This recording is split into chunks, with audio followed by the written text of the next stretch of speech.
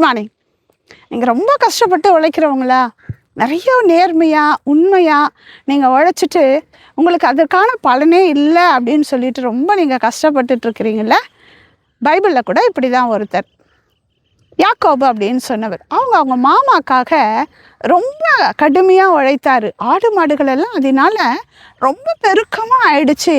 ஆனால் அவரும் அவங்க மாமாவோ யாக்கோபுக்கு கொடுக்குறேன் அப்படின்னு சொன்ன சம்பள பணத்தை 10 முறை மாற்றினாராம். 10 முறை மாற்றிட்டு ஏற்றபடியாக கொடுக்கல. யாக்கோபு பார்த்துட்டு ஒரு முறை கடைசியாக அவங்க லாபான் இடத்துல அவங்க மாமா இடத்துல போய் கேட்குறேன், நான் நிறைய உழைச்சிட்டேன் உங்களுக்காக, உண்மையாக நேர்மையாக, இனி நான் எனக்காக உழைக்கணும்.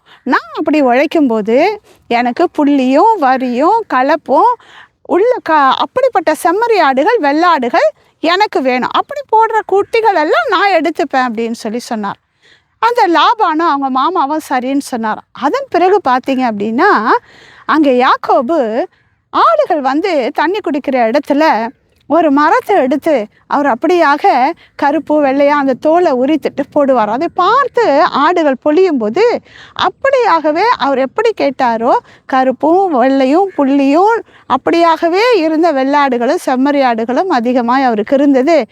அந்த லாபான் அவர் ஆடுகளை பிரிக்கிற போது லாபானுடைய ஆடுகளை காட்டிலும் இவருடைய ஆடுகள் அதிகமாக இருந்துதான், பலனுள்ளதாக இருந்ததாம். நீங்களும் கடினப்பட்டு உழைக்கிறீங்கள, கடவுள் எனக்கு எதுவுமே செய்யலைன்னு நினைக்கிறீங்கள, கர்த்தர் நிச்சயமாக உங்களுடைய கடின உழைப்புக்கு ஏற்ற பலனை நிச்சயமாக நீங்கள் கேட்கும்போது அதற்கான பலனை நிச்சயமாக உங்களுக்கு கொடுப்பார். ஒரு நாட்களில் நான் இப்படியா இருக்கணும் நீங்கள் ஆசைக்கிற பொழுது அந்த ஆசையை கர்த்தர் எப்படி யாக்கோபுக்கு நிறைவேற்றினாரோ அதே போல் உங்கள் கையின் பிரயாசத்தை பல மடங்கு ஆசீர்வதிப்பார். நீங்கள் எப்படி கேட்குறீங்களோ, அது ஜாபாக இருக்கலாம், உங்களுடைய ஃப்யூச்சராக இருக்கலாம், உங்களுடைய தொழிலாக இருக்கலாம், எனக்கு இப்படியெல்லாம் வேணும்னு நீங்கள் விரும்புகிறீங்கள, அப்படியே கர்த்தர் இந்த நாளில் உங்களையும் ஆசீர்வதிப்பார். Have a nice day. Jesus loves you.